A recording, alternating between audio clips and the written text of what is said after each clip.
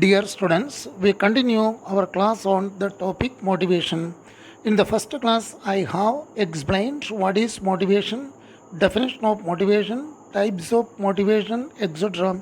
But now we have to find out the answer for the question that how to motivate the people. But answering this question is a difficult task. The difficulty arises due to the reason that motivating the people is related to the varying human needs and their fulfillment. That is, it is quite psychological.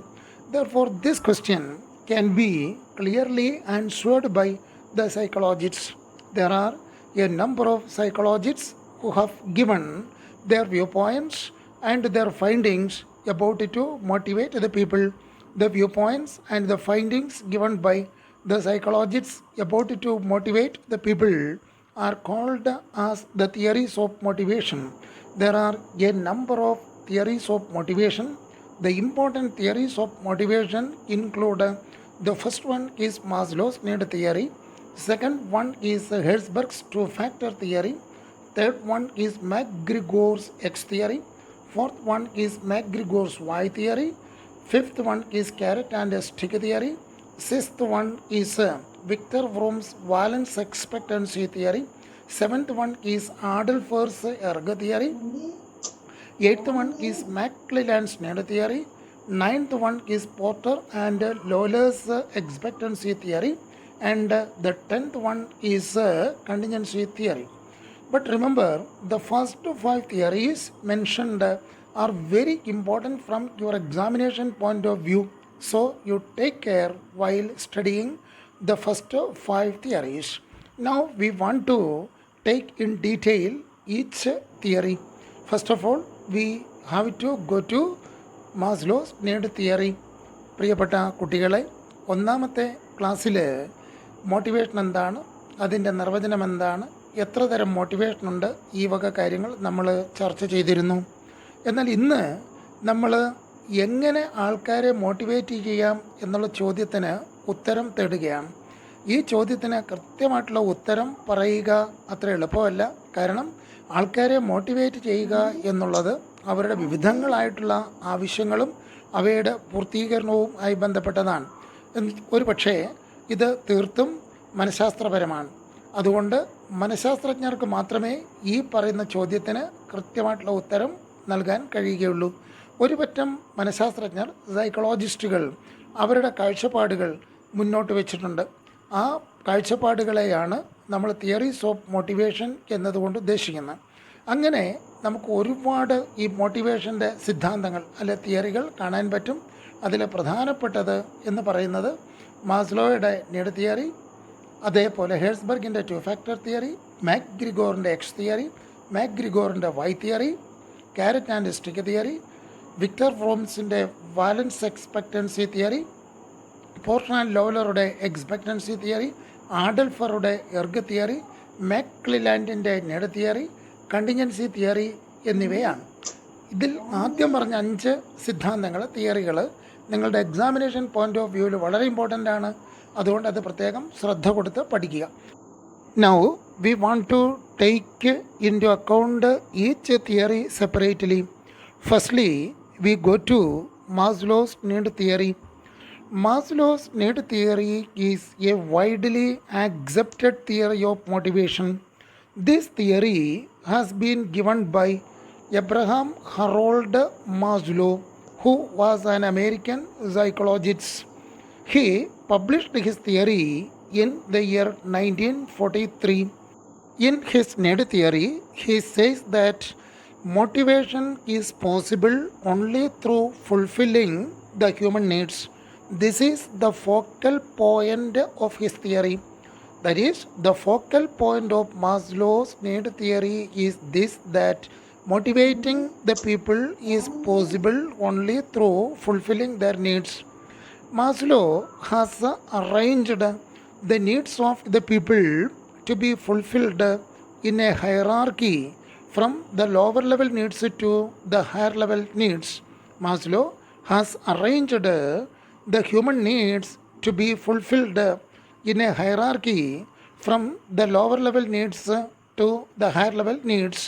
The various needs included in the hierarchy from the lower level needs to the higher level needs include the first one is physiological needs, second one is security needs, third one is social needs, fourth one is ego needs, and the last one is self actualization needs. Once again I repeat, Maslow has arranged the different needs to be fulfilled in a hierarchy from the lower level needs to the higher level needs. Such needs include the first one is physiological needs, second one is security needs, third one is social needs, fourth one is ego needs, and the last one is self actualization need. പ്രിയപ്പെട്ട കുട്ടികളെ, ആദ്യത്തെ motivation theory നമ്മൾ പഠിക്കുന്നത് മാസ്ലോയുടെ need തിയറിയാണ്. ഈ theory വളരെ അംഗീകരിക്കപ്പെട്ട ഒരു motivation തിയറിയാണ്. ഇത് കൊണ്ടുവന്നത് അമേരിക്കൻ സൈക്കോളജിസ്റ്റായ എബ്രഹാം ഹറോൾഡ് മാസ്ലോ എന്ന ആളാണ്. ഈ തിയറി പബ്ലിഷ് ചെയ്യുന്നത് 1943 ഈ തിയറിയിൽ അദ്ദേഹം പറയുന്നത് ആളുകളെ മോട്ടിവേറ്റ് ചെയ്യുക എന്നത് അവരുടെ ആവശ്യങ്ങൾ പൂർത്തീകരിക്കുക വഴി മാത്രമേ സാധ്യമാവുകയുള്ളൂ എന്നാണ്. ഇദ്ദേഹത്തിൻ്റെ തിയറിയിൽ അദ്ദേഹം പൂർത്തീകരിക്കപ്പെടേണ്ട ആഗ്രഹങ്ങളെ ഒരു ഹൈറാർക്കിയായി, ഒരു ശ്രേണിയായി, ഒരു ശൃംഖലയായി അറേഞ്ച് ചെയ്തിട്ടുണ്ട്. ഈ തിയറിയിൽ താഴെ തട്ടിലുള്ള ആവശ്യങ്ങൾ മുതൽ മേലെ തട്ടിലുള്ള ആവശ്യങ്ങൾ എന്ന ക്രമത്തിലാണ് പൂർത്തീകരിക്കപ്പെടേണ്ട ആവശ്യങ്ങളെ അദ്ദേഹം ക്രമീകരിച്ചിരിക്കുന്നത്. ഇനി ഈ ഹൈറാർക്കിയിൽ ഉൾപ്പെടുത്തിയിട്ടുള്ള പൂർത്തീകരിക്കപ്പെടേണ്ട ആഗ്രഹങ്ങൾ അല്ലെ ആവശ്യങ്ങൾ എന്തൊക്കെയാണെന്ന് നോക്കാം. ഇതിൽ ആദ്യം പറഞ്ഞിരിക്കുന്നത് ഫിസിയോളജിക്കൽ നീഡ്സാണ്, രണ്ടാമത്തേത് സെക്യൂരിറ്റി നീഡ്സാണ്, മൂന്നാമത്തേത് സോഷ്യൽ നീഡ്സാണ്, നാലാമത്തേത് ഈഗോ നീഡ്സാണ്, അവസാനത്തേത് അഞ്ചാമത്തേത് സെൽഫ് ആക്ച്വലൈസേഷൻ നീഡാണ്. ഇതിൽ ഓരോ നീഡും കൊണ്ട് അദ്ദേഹം എന്താണ് ഉദ്ദേശിക്കുന്നത് നമുക്ക് നോക്കണം.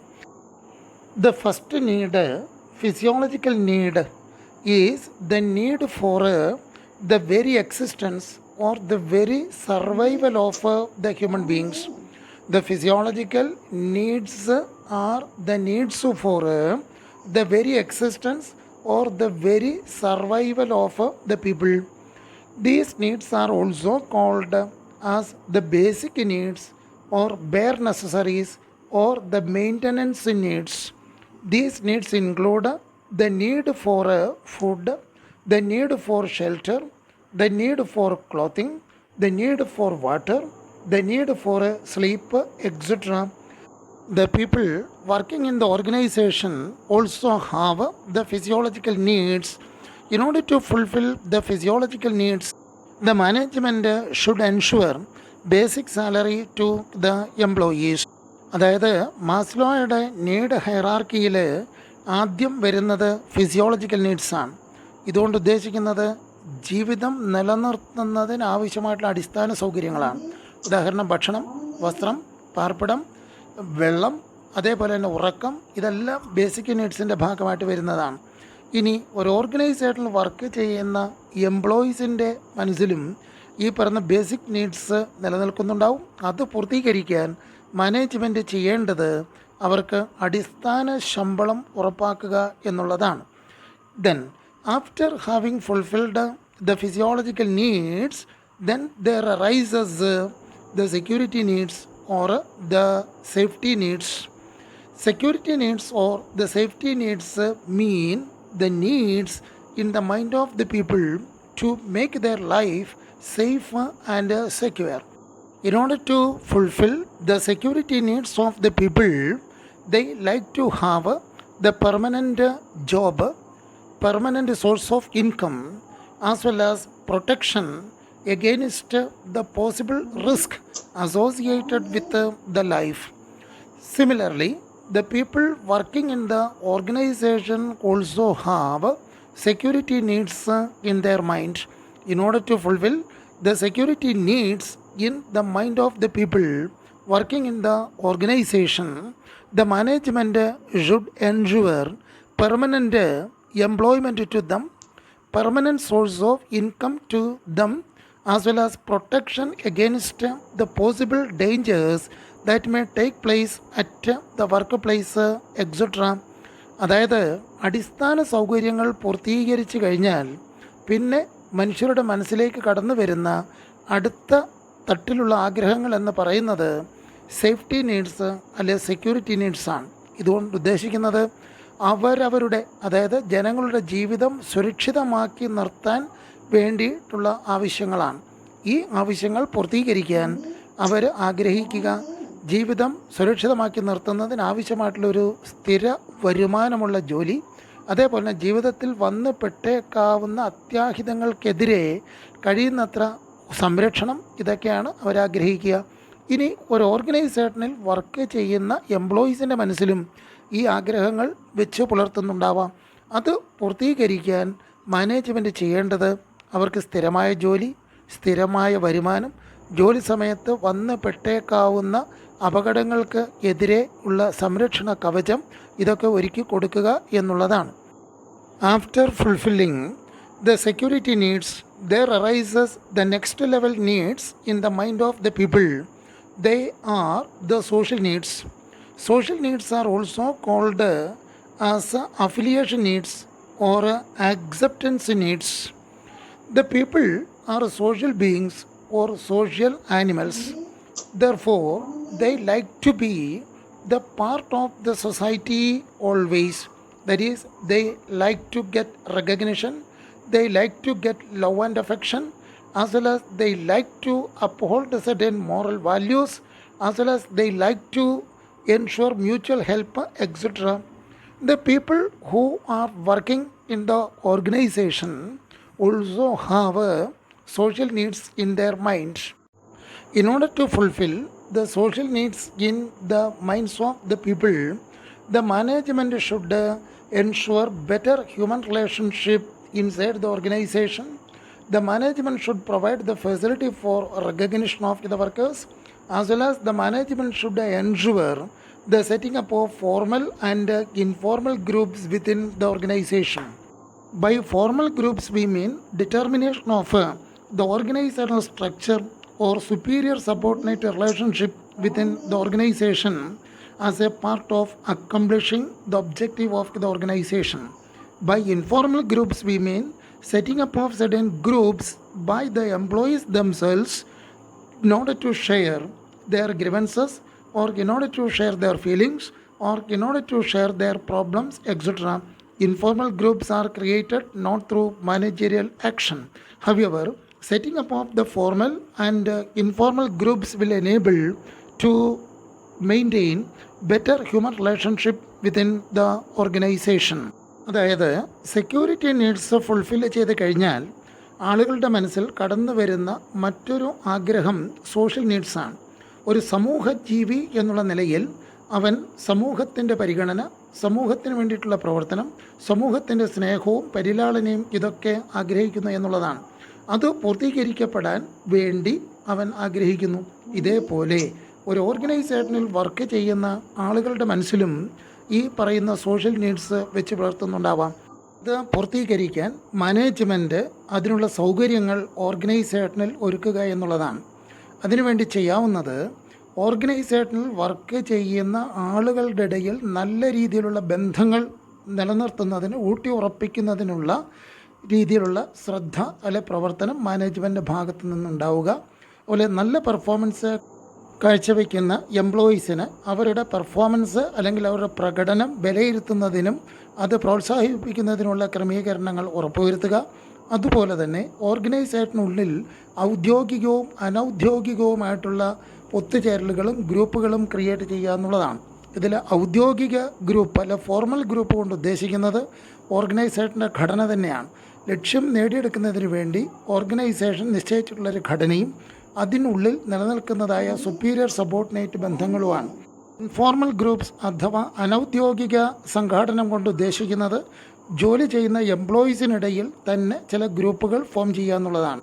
ഈ ഗ്രൂപ്പുകൾ എംപ്ലോയീസിൻ്റെ മനസ്സിലുള്ള അവരുടേതായ സന്തോഷങ്ങൾ, അവരുടേതായ വിഷമങ്ങൾ, അവരുടേതായ വികാരങ്ങൾ ഇതൊക്കെ പരസ്പരം പങ്കുവയ്ക്കാൻ സഹായിക്കുന്നതാണ്. ഈ രണ്ട് തരത്തിലുള്ള സംഘാടനവും ഫോർമലും ഇൻഫോർമലുമായിട്ടുള്ള ഗ്രൂപ്പിംഗ് വഴി ഇവിടെ വർക്ക് ചെയ്യുന്ന ആളുകളുടെ ഇടയിൽ നല്ല റിലേഷൻഷിപ്പ് മെയിൻറ്റെയിൻ ചെയ്യാനും അത് ഓർഗനൈസേഷൻ്റെ സുഗമമായ പ്രവർത്തനം മുന്നോട്ട് കൊണ്ടുപോകുന്നതിന് സഹായിക്കുകയും ചെയ്യും.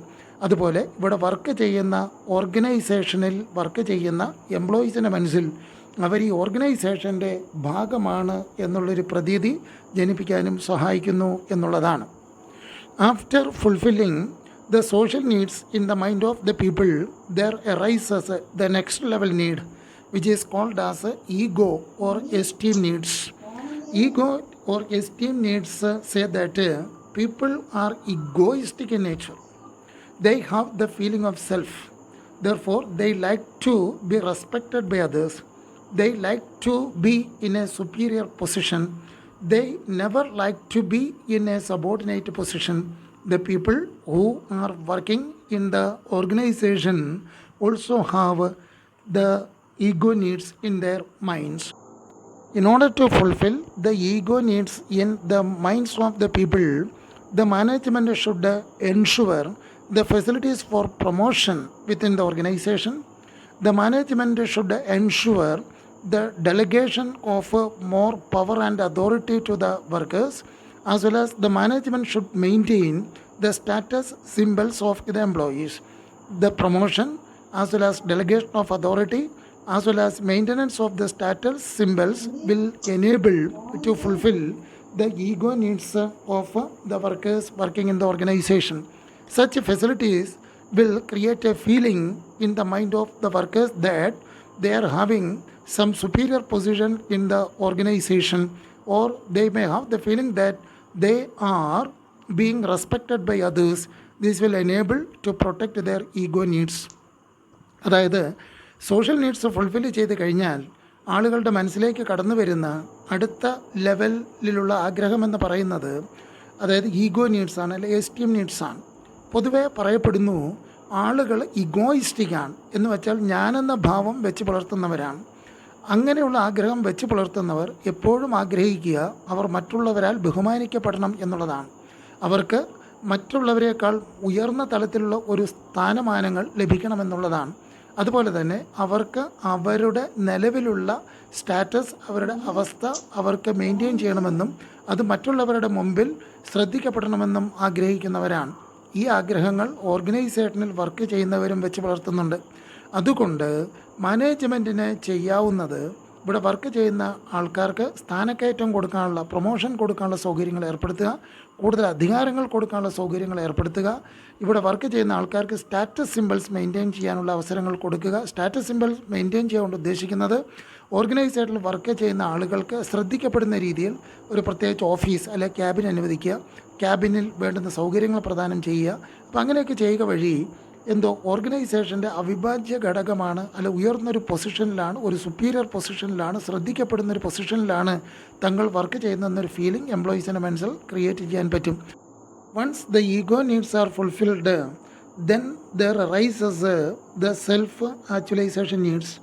Self-actualization needs are also called self-fulfillment needs or self-achievement needs.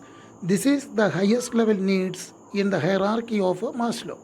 The very purpose of Maslow's need hierarchy is to bring the self-actualization needs in the minds of the people.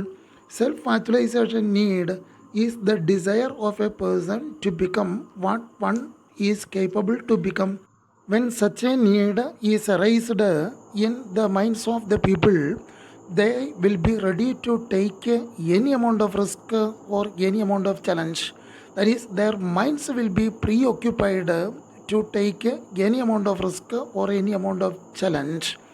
The people who are working in the organization also possess the self-actualization needs in their minds.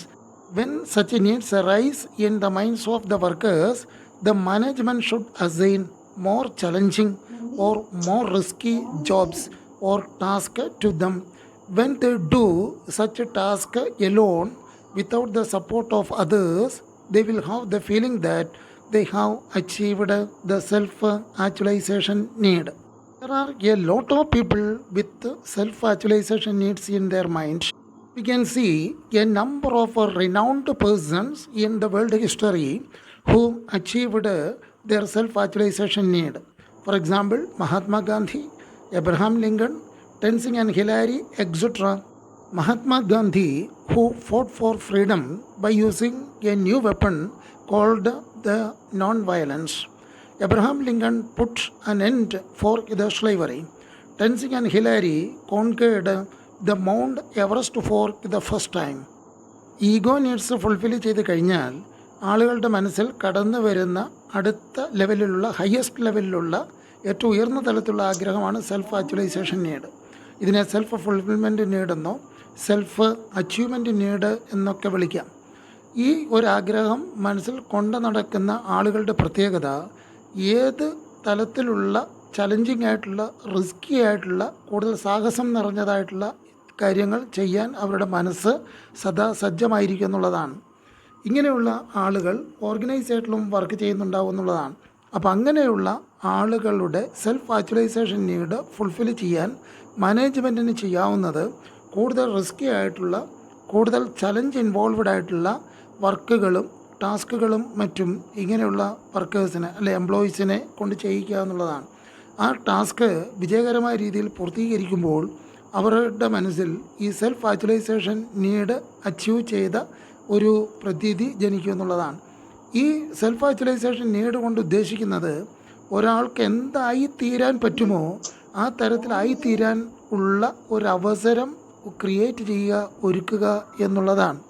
ഈ ഒരു ആഗ്രഹം മനസ്സിൽ കയറി കൂടിക്കഴിഞ്ഞാൽ ഏത് റിസ്ക്കും ഏറ്റെടുത്ത് സ്വന്തം കഴിവ് തെളിയിക്കാൻ വേണ്ടുന്ന കഠിന പരിശ്രമം ചെയ്യാൻ ഈ വിഭാഗത്തിൽപ്പെട്ട ആൾക്കാർ തയ്യാറാവും എന്നുള്ളതാണ്. ഈ ഹയസ്റ്റ് ലെവൽ നീഡ് അല്ലെ സെൽഫ് ആക്ച്വലൈസേഷൻ നീഡ് മാസ്ലോയുടെ നീഡ് ഹൈറാർക്കിയിലെ ഏറ്റവും മേലേത്തട്ടുള്ള നീഡാണ്. മാസ്ലോ അദ്ദേഹത്തിൻ്റെ തിയറിയിലൂടെ ഉദ്ദേശിക്കുന്നത് തന്നെ ഈ പറയുന്ന തലത്തിലേക്ക് ആൾക്കാരെ കൊണ്ടുവരിക എന്നുള്ളതാണ്. അല്ലെ ആളുകളുടെ മനസ്സിൽ ഈ സെൽഫ് ആക്ച്വലൈസേഷൻ നീഡ് ക്രിയേറ്റ് ചെയ്യുക എന്നുള്ളതാണ്. നമ്മളുടെ ഇടയിൽ ഒരുപാട് ആളുകളുണ്ട് ഈ സെൽഫ് ആക്ച്വലൈസേഷൻ നീഡ് വെച്ച് പുലർത്തുന്നതായിട്ട്. ലോക ചരിത്രം എടുത്ത് നോക്കിയാൽ തന്നെ ഇങ്ങനെ സെൽഫ് ആക്ച്വലൈസേഷൻ വെച്ച് പുലർത്തിയ ഒരുപാട് മഹത് വ്യക്തിത്വങ്ങളെ നമുക്ക് കാണാൻ കഴിയും.